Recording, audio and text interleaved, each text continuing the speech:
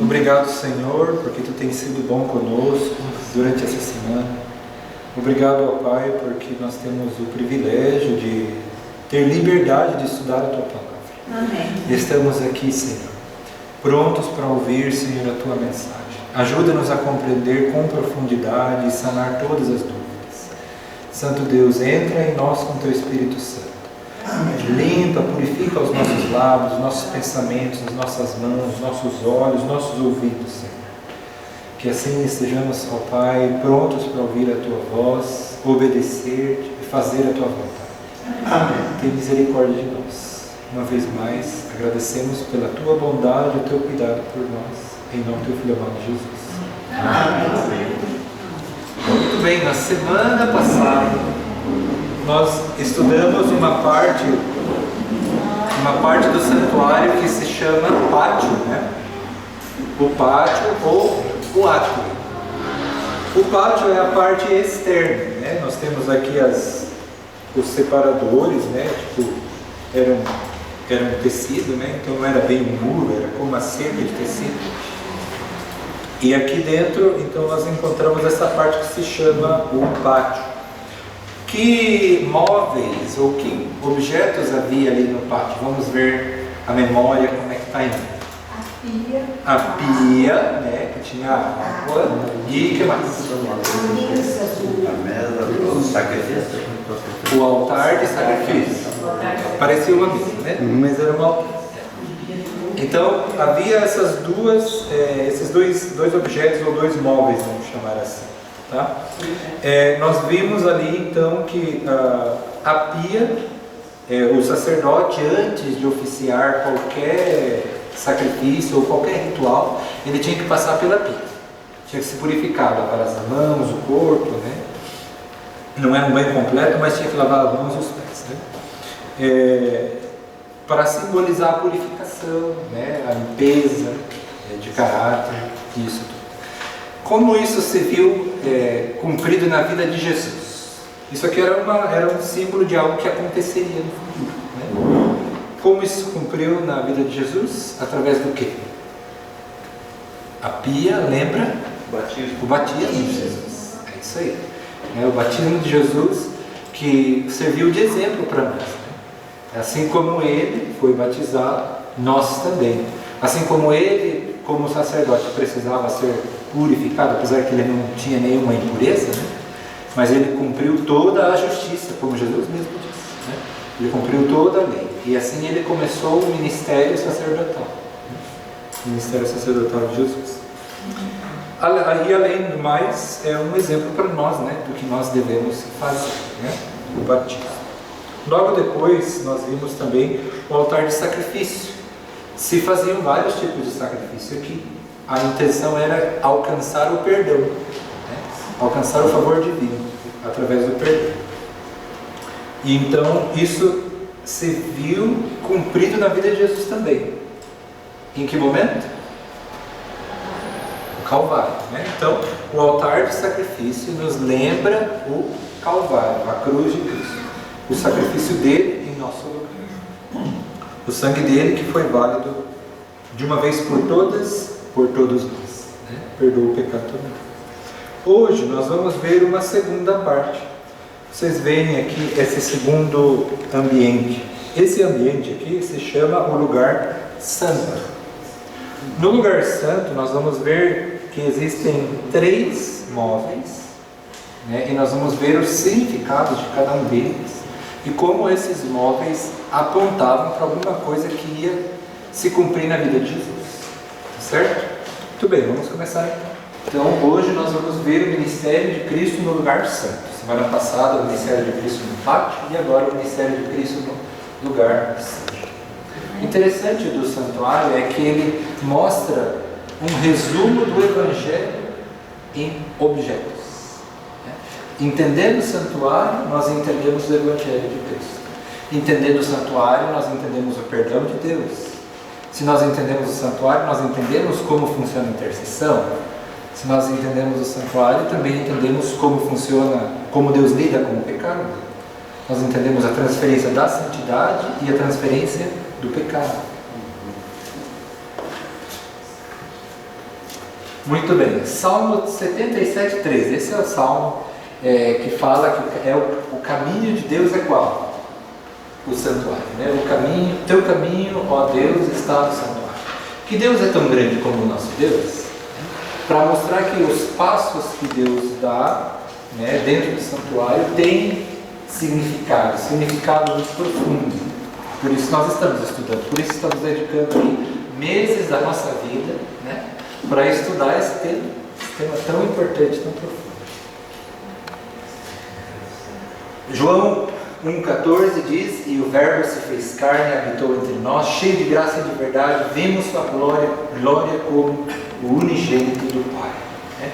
Lembra do verbo habitar? Ou tabernacular? Em outras palavras, armou a sua tenda, armou a sua barraca e veio morar junto conosco no nosso acampamento.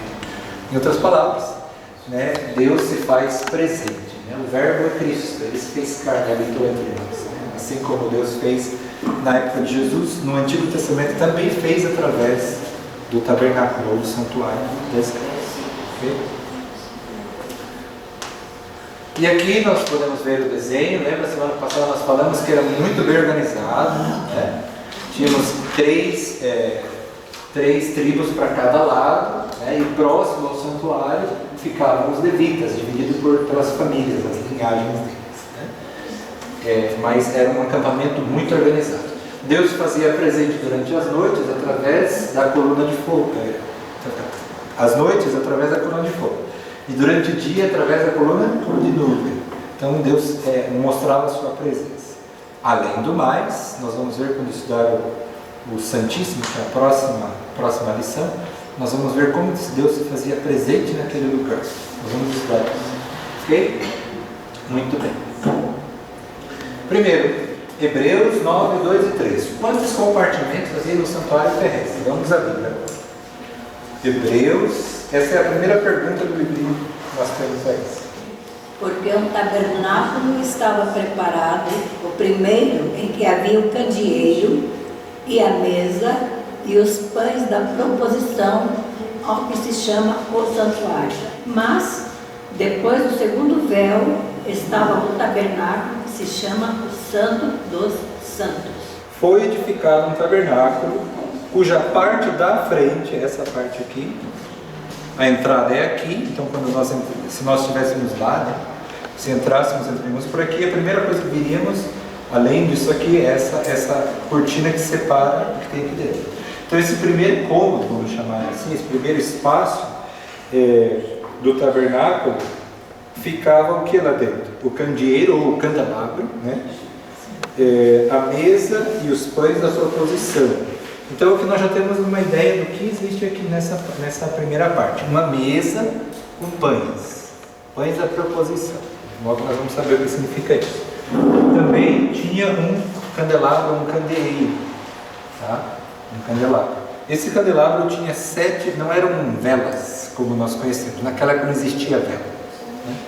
Então era como tubos, era como se, imagina uma mão, só que vazia por dentro, tubos, e por dentro se enchia de azeite e se colocava pavio, como nós conhecemos o pavio da vela, se colocava pavio de algodão ou de alguma coisa que queimasse, e esse pavio era aceso e consumia o óleo que estava dentro até que acabasse. Tipo lampião. Isso, tipo lampião. Quem conhece lampião entende do que eu estou falando.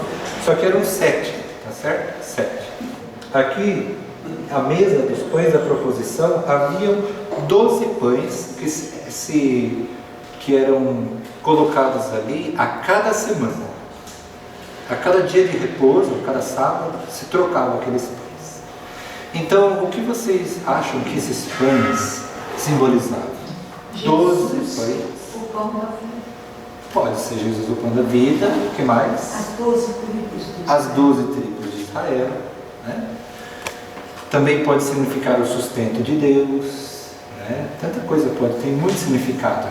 O que vocês acham que nós estamos vendo agora o que nós achamos, depois nós vamos ver o que a Bíblia mostra, tá bom? Para ver para que lado que nós vamos. Não tem problema, não tem problema.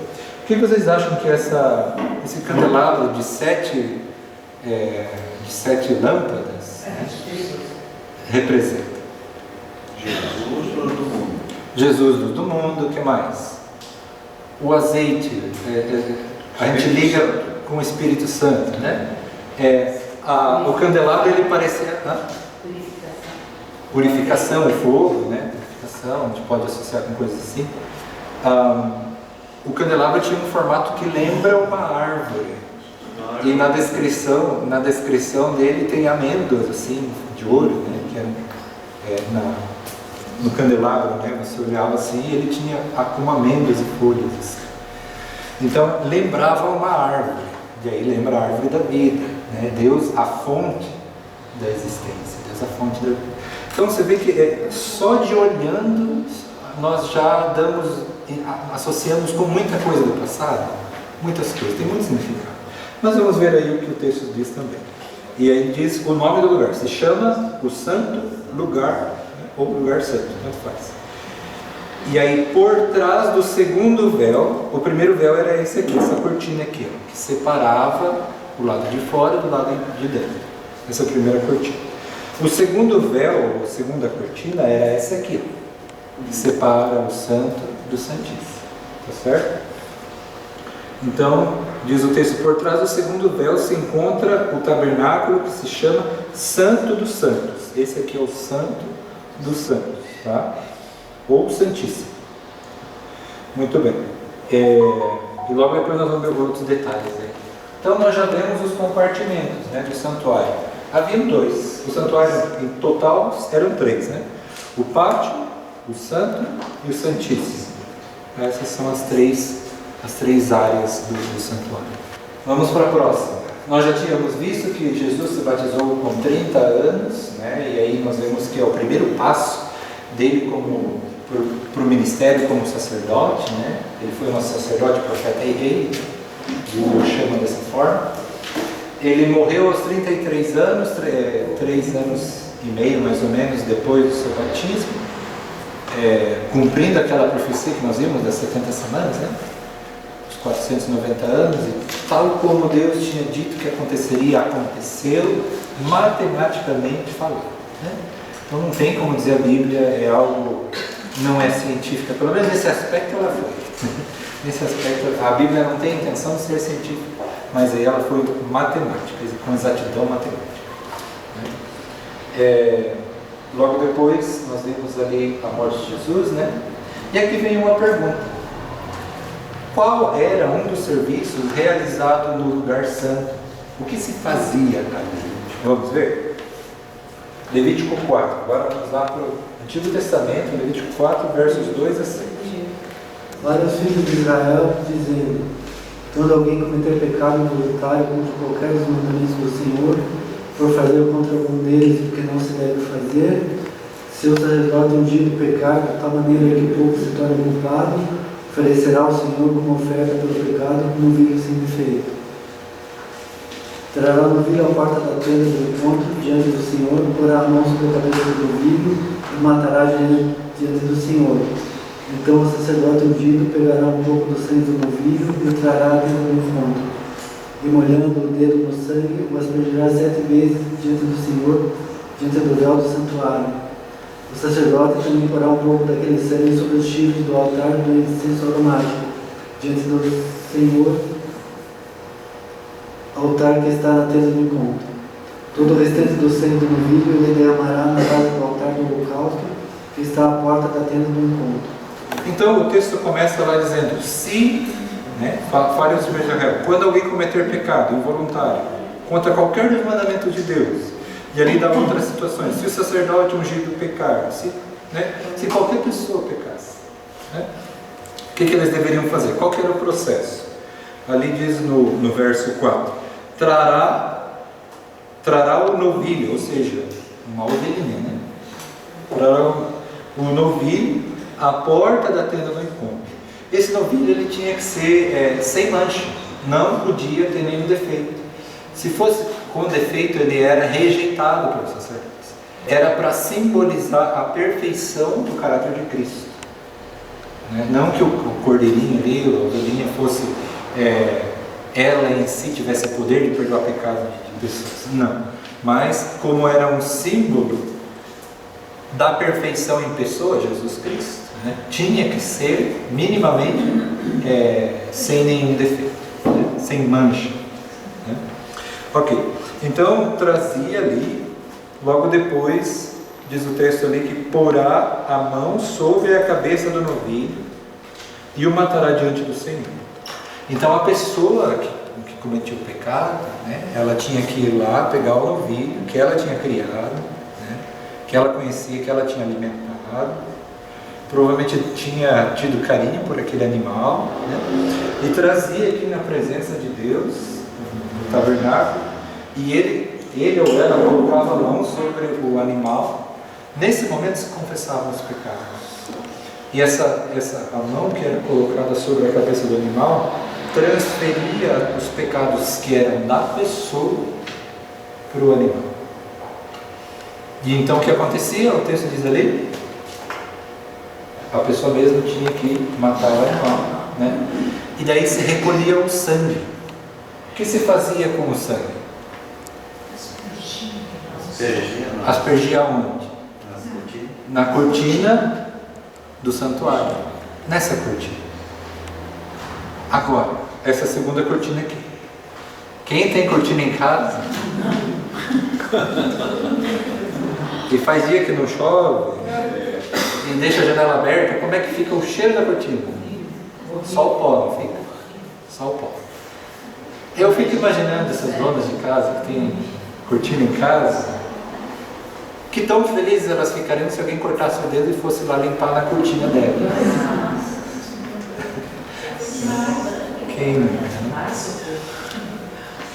Então imagina, uma mancha já é desagradável.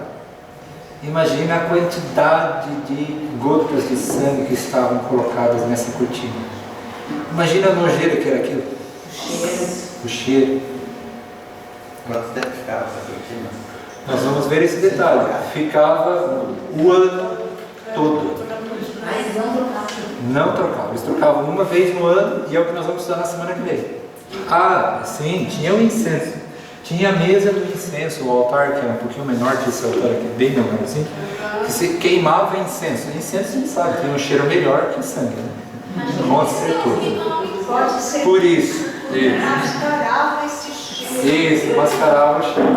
E esse incenso, ele tomava, o incenso tomava todo o lugar, impregnava tanto aqui quanto a segunda parte, entrava na segunda parte. E nós vamos ver o significado desse incenso. Mas acontecia durante uma vez por ano, e nós vamos ver na semana que vem, um dia de purificação e limpeza. Nesse dia essa cortina era livre, completamente livre.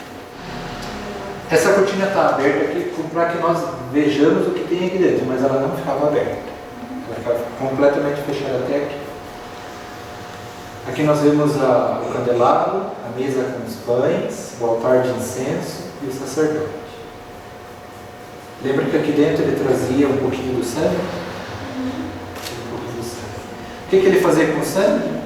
Ele colocava nessa cortina aqui. E nos chifres também. Nos chifres do altar de incenso, e também colocava lá o que sobrava do sangue no pé do altar de sacrifício, lá de fora. Então, o que sobrasse do sangue. Ok? Então, e como os pecados da pessoa que veio e ofereceu o animal foram transferidos para o animal, através do sangue do animal, os pecados daquela pessoa foram transferidos aonde? Para o santuário. Daí, mas como que na presença de Deus, no santuário de Deus, pode ter pecado? E a gente se pergunta, né? E é uma pergunta válida. No céu existe pecado? E a resposta é óbvia, não existe. Mas no céu existe registro do pecado? Sim. Lembra do livro das memórias? É o livro que mostra a vida de todo mundo, os detalhes da vida de todo mundo. E se nós entregamos a nossa vida por completo ao Senhor, o nosso nome é colocado no livro da vida, como sinal de que já escolhemos o lado que estamos e a salvação é nossa. Então, não existe pecado no céu, mas para simbolizar o registro dos pecados no céu, existia essa cortina aqui. Então no céu existe sim registro dos pecados. Não existe pecado, mas sim existe o registro dos pecados. Então o pecado que estava na pessoa passa por animal, simbolizando Cristo. Cristo coloca lá, através do seu sangue, ele apresenta o seu sangue diante de Deus, e esse sangue sim é válido. Esses aqui não eram, mas aquele sangue sim era válido. O sangue de Cristo era válido. E através daquele sangue o perdão vinha para a pessoa. E o sangue ficava ali. O registro ficava ali, porque ainda existia uma segunda coisa que se fazia. E que nós vamos ver no próximo capítulo. No próximo capítulo. Essa parte do que se fazia com o sangue, como terminava, qual era o destino final do sangue, nós vamos ver semana que vem. Tá bom? Então vocês entenderam ali a transferência do pecado? O pecado se transfere, ele não desaparece, ele se transfere. Muito bem. Terceira pergunta: o que aconteceu no templo no momento da morte de Cristo? Mateus 27, 50 e 51. E Jesus, clamando outra vez com grande voz, entregou o Espírito. Eis que o véu do santuário se rasgou em duas partes, de alto a baixo. Tremeu a terra, fenderam-se as rochas. Então, aconteceu bastante coisa ali, né? A terra foi comovida, né? As rochas se funderam, um monte de coisa. Mas o que chama a atenção nisso tudo foi o fato de que o véu do santuário, esse véu aqui que ficava sujo, né? Onde o sangue dos animais era colocado, se fendeu, rasgou-se de cima a baixo, anulando dali em diante qualquer sacrifício de animal. Por quê? Os símbolos já não eram mais necessários, porque a realidade tinha sido encontrada. Cristo é a realidade. Os símbolos encontraram a realidade. A partir da realidade já não era mais necessário sacrifício. Eu gostaria de ler ali para vocês, esse texto que vem logo embaixo da pergunta. Durante séculos, as cerimônias realizadas no santuário apontaram para o Messias que viria. Quando Cristo morreu na cruz, o véu interior do templo se rasgou de alto a baixo, significando que a grande oferta havia sido feita e que o sistema de sacrifícios cessara para sempre. Daqui para frente não mais sacrifício. A sombra deu lugar à realidade. O tipo ou o símbolo encontrou o antitipo, o significado. Daquele dia em diante, as cerimônias em Israel ficaram destituídas de significado, pois a atenção de todos os crentes agora deveria ser levada então para o santuário celestial, onde Cristo iniciaria seu ministério sacerdotal no lugar santo. Cristo na terra teve o seu ministério sacerdotal, que equivale ao pátio, ao átrio. No céu, a partir de então, a partir do momento da morte de Jesus, a ascensão dele, nós vemos então o trabalho de sacerdote, o ministério sacerdotal dele, nessa parte do santuário. Ok? Vamos ver os detalhes. O sinal que Deus deu para dizer assim, a partir de agora não vale mais nada, foi o sinal da cortina se rasgando. Né? E foi uma situação que não foi causada por mãos humanas, né? Foi causada pela morte e era para dar um sinal, né? Tipo uma última oportunidade, talvez, para quem rejeitou a Cristo, né? Principalmente os sacerdotes, os escribas, fariseus, etc. Né? Quando souberam que a cortina do santuário tinha se rasgado no mesmo dia, e naquela mesma tarde que Jesus tinha morrido, para dizer assim, opa, o cara era alguma coisa, né? Não era só aquilo. Próxima pergunta qual que era? Era a número 4, né? 4. Quando Cristo deveria inaugurar o santuário celestial? Daniel 9, 24. 70 semanas estão determinadas sobre o teu povo e sobre a tua santa cidade, para fazer cessar a transgressão, para dar fim aos pecados, para expiar a iniquidade, para trazer a justiça eterna, para selar a visão e a profecia, e para ungir o santo dos santos. Essa referência de Santo dos Santos pode ser uma referência que nós podemos associar ao lugar santíssimo, mas também pode ser uma referência ao Santo de Israel, que é o Santo dos Santos, o verdadeiro Santo dos Santos, Jesus. Né? para dar a entender que aqui começa o trabalho dele como sacerdote no céu. É como se fosse uma entronização. Nós vamos ver aí alguns versículos aí mais pra frente. Ok? O texto diz ali, ó, o ritual do santuário terrestre apontava para uma realidade superior, ou seja, após sua morte, Jesus daria início a um ministério sacerdotal no santuário celestial. Mas quando isso aconteceria? Justamente essa profecia das 70 semanas de Daniel apontava para esse momento. Um dos últimos eventos que deveria ocorrer durante os 490 anos da profecia era a unção dos santos. Dessa mesma forma que o santuário terrestre foi ungido com óleo sagrado em sua inauguração, a fim de ser consagrado, lá tem essa passagem de Êxodo 30 e também 40, o santuário celestial também deveria ser consagrado para inaugurar o ministério intercessório de Cristo, pois a sua ascensão no ano 31, após sua ascensão no ano 31, Jesus iniciou o seu ministério como mediador e intercessor, exatamente como indicado pela profecia. Agora a pergunta número 5. Qual foi a promessa que Jesus fez aos discípulos? João 14, 16 e 17. Qual foi a promessa que Jesus fez aos discípulos? E pedirei ao Pai, e Ele dará a vocês outro conselheiro para estar com vocês para sempre. O Espírito da verdade, o mundo não pode recebê-lo porque não o vê nem o conhece. Mas vocês o conhecem, pois Ele vive com vocês e estará em vocês. A presença de Deus durante o ministério de Jesus era clara. O próprio Cristo estava ali. O próprio Deus estava presente. Jesus como Deus. Mas depois que ele se foi, que ele ascendeu, foi para o céu, ele fez uma promessa, um pouquinho antes, né? Ele fez uma promessa, dizendo, eu mandarei para vocês um outro consolador, ou conselheiro. A palavra outro ali é alós. No grego, alós significa outro do mesmo nível. Né? Não é um outro de segunda categoria, não é um outro superior, é um outro igual, com o mesmo poder, vamos dizer assim, do que Jesus. Então, mandarei um outro Consolador. Jesus estava dizendo assim, eu mandarei alguém igual a mim.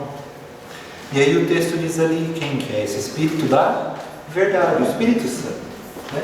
Então o Espírito Santo foi enviado, né? E nós lembra da festa do Pentecostes, que acontecia 50 dias depois da Páscoa? O que aconteceu na Páscoa? Lembra que a Páscoa ela se cumpriu num evento, a morte de Cristo. 50 dias depois aconteceu a festa do Pentecostes, e ali, no dia da festa do Pentecostes, aconteceu a descida do Espírito Santo. Gente, olha, esse estudo é incrível, né? Vamos adiante? A próxima pergunta ali, após ascender ao céu, qual foi a função desempenhada por Cristo no santuário celestial? Hebreus 7, 17, depois 23 e 27. Porque dele assim se testifica: tu és sacerdote eternamente, segundo a ordem de Melquisedeque. E na verdade, aqueles foram feitos sacerdotes em grande número, porque pela morte foram impedidos de permanecer. Mas este, porque permanece eternamente, tem um sacerdócio perpétuo.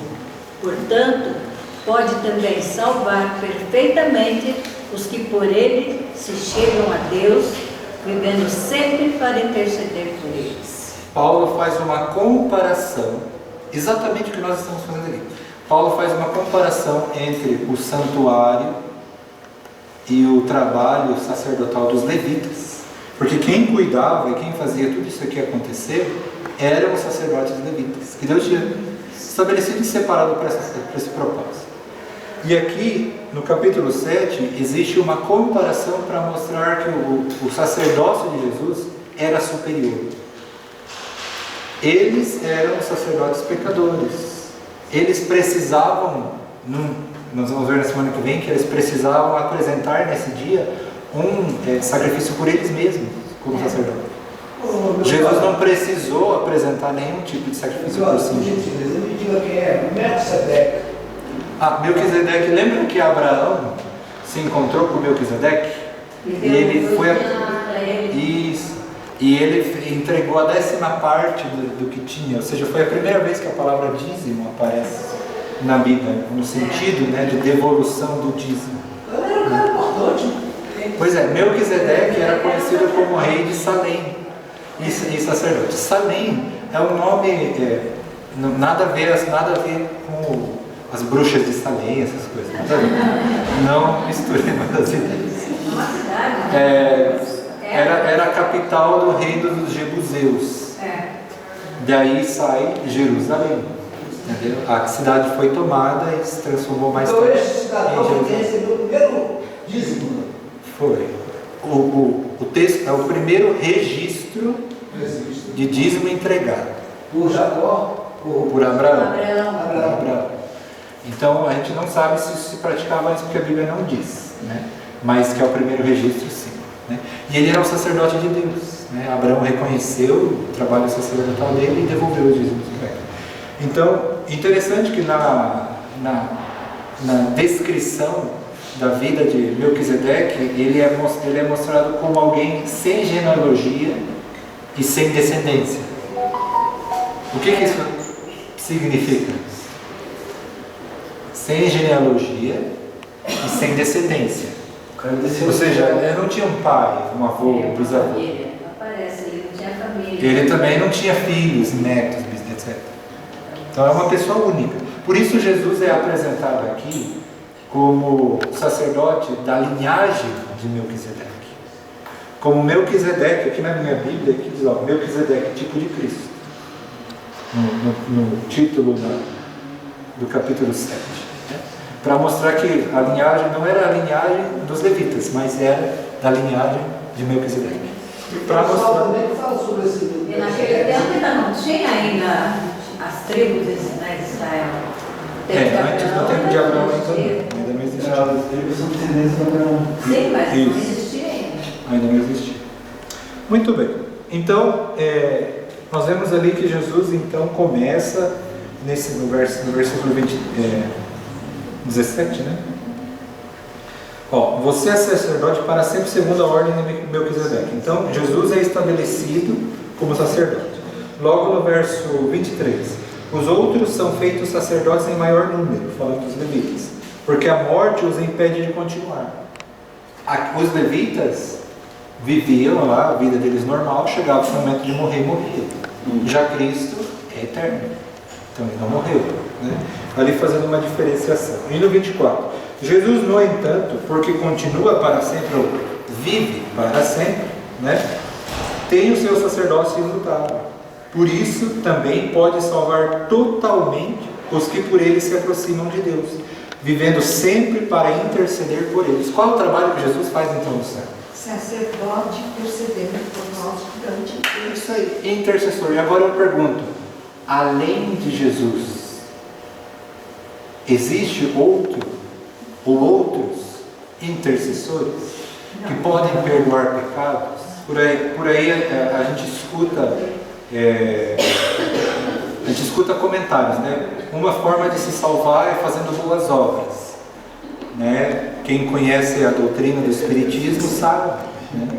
Que é através das boas obras que alguém alcança a salvação, segundo a doutrina espiritista. Então você fez boas obras, você está fazendo méritos, você está somando para a tua salvação. Os judeus atuais pensam dessa forma também. Eles acreditam numa balança, que de um lado estão os teus pecados, do outro as tuas boas ações, e se você está assim equilibrado, não está bem, você tem que estar assim. Então tem que fazer mais coisas boas e menos coisas ruins. Então essa é a forma como eles acreditam que a salvação funciona. Existem outros métodos e outras pessoas que acreditam, né, outras religiões que acreditam que existem intercessores vivos e mortos, né? Mas, segundo nós vemos o santuário aqui, ao entender o santuário, nós vemos que o cordeiro que estava aqui, que era morto aqui, ele apontava para uma só pessoa no futuro. O cordeiro de Deus que tira o pecado do mundo, Jesus. Então, no contexto da salvação, no contexto da Bíblia, não existe outros que possam interceder como Cristo intercede. Então, por que a intercessão dele é aceita? Porque ele deu o sangue. Por aí, uma vez eu dando estudo bíblico no Uruguai, uma senhora católica fez um comentário bem interessante. Ela é muito devota, tem uma fé muito bonita, sabe? E é uma das vantagens que os católicos têm em comparação a nós, é a devoção. É muito bonita a fé deles, muito bonita. Eu tenho uma tia e assim é admirável a fé dela, muito admirável. Então, e essa senhora lá no Uruguai, de origem católica, fez uma pergunta: mas e Maria, ela não pode interceder no nosso lugar? E daí a resposta, estudando o santuário, é simples, né? Através do sangue existe a pecados. Mas daí ela disse assim: não, mas Maria, quando deu a luz a Jesus, também derramou sangue. Aí as coisas, aí foi por forçar um pouquinho, né? Não era exatamente isso, né? Porque o sangue de Jesus foi um sacrifício. O sangue de Maria ali no nascimento não chamaríamos de sacrifício, né? Não associa, é um nascimento diferente. Então, nós entendemos então que Maria sim é uma mulher importante na história. Não foi à toa que Jesus foi filho dela, né? Não foi à toa que Deus escolheu aquela mulher, que sabia a capacidade que ela tinha de ensinar, sabia que era uma mulher muito bem preparada para a tarefa que Deus esperava que ela desempenhasse, e ela fez muito bem. Ela ensinou Jesus os textos bíblicos. Jesus sabia de memória. Lembra que Jesus repetia textos bíblicos de memória? Não era porque era Deus, mas sim porque a mãe dele ensinou ele. Entendeu? Então, nós devemos um respeito a ela. Mas na questão da intercessão, nós vemos que a pessoa de Jesus é o único no universo que pode fazer a intercessão, por causa do sacrifício e do sangue que ele oferece. Hã? Também porque ele era Deus, né? Isso, porque ele era Deus. Ninguém mais, ser humano nenhum é Deus. A vida eterna de Cristo era a única coisa suficiente para pagar a dívida eterna do pecado. Era a única coisa, não existia. Por isso o anjo não pode interceder. Por isso os mortos também não podem interceder. Nem os vivos, somente Deus. De acordo com Apocalipse 12 e 13, onde o apóstolo João viu a Jesus? No santuário celestial. Não, ele viu no meio dos 7 candeeiros de ouro. Bom, argumento muito interessante. Aonde Jesus aparece e como que é a descrição? Se nós lermos ali o capítulo inteiro, nós vamos nos surpreender, porque a descrição de Jesus é exatamente a descrição de um sacerdote. E então ali os versículos 12 e 13 dizem assim: voltei-me para ver. É João falando, relatando a visão que ele viu. Voltei-me para ver quem falava comigo, e ao me voltar, vi 7 candelabros de ouro. Lembra do candelabro daqui? Aqui era só um, lá eram 7, né? Vi 7 candelabros de ouro. 13. E no meio dos candelabros, um semelhante a um filho de homem, com vestes talares e cingido à altura do peito com um cinto de ouro, vestido semelhante a um sacerdote. E ali o texto continua dizendo os detalhes, como era a voz, o que ele tinha na mão direita, etc. Aqui no livro de Apocalipse, esses 7 candelabros, eles representam 7 períodos da igreja cristã ao longo da história. Eu sei que vocês já estudaram Apocalipse, lembram disso, né? Cada candelabro apontava para um período da história, desafios que os cristãos naquela época atravessaram, e hoje nós estamos no último candelabro, ou no último período da história, Laodiceia, né? Então, onde que aparece Jesus ali, o Filho do Homem? Onde é que ele aparece? Caminhando entre esses 7 candelabros. Como, em outras palavras, Jesus está no céu, mas ele não se esqueceu da sua igreja. Ele está caminhando entre elas. Interessante, na descrição ali, Jesus tem na mão direita as estrelas de cada igreja. Quem são essas estrelas? Os mensageiros, os anjos, os pregadores do Evangelho, os líderes religiosos que fazem a tarefa de Deus aqui na terra, né? todos aqueles que abrem a Bíblia com os demais, todos aqueles que buscam o conhecimento da palavra e ensinam e passam adiante. Esses são os mensageiros. Aonde que Jesus tem eles? Na mão direita. Olha o cuidado, né? Mão direita de Deus é o quê? Sinônimo de poder também, né? Então não é só cuidado, mas também a autoridade, poder. Então ali nós vemos aonde Deus coloca pessoas, né? A última pergunta. Que obra especial Jesus realiza em nosso favor como sacerdote? 1 de João. Nos últimos dias. Ele é o nosso sacerdote, é nosso favor e é nosso advogado também. Ele ministra a nosso favor. E o texto diz ali que ele é o que também? Nosso advogado. Né? 1 de João 2:1. No Antigo Testamento, a linguagem que se usava era sacerdote, sumo sacerdote. No Novo Testamento, a linguagem que se usa é advogado e juiz. Ambos fazem a mesma coisa. O advogado representa o réu diante da lei, diante da justiça, diante do juiz. E o juiz representar a lei, representar a justiça diante de quem? De Deus. Não, do pecador. Do pecador. Do réu. Né? Então Jesus tem esses dois papéis. Ele é o nosso advogado e também é o nosso juiz. Ao mesmo tempo que ele pode nos dar sentença, ele também pode nos livrar do mal. Amém. Então, louvado seja Deus, porque nós temos em uma só pessoa as duas coisas, né?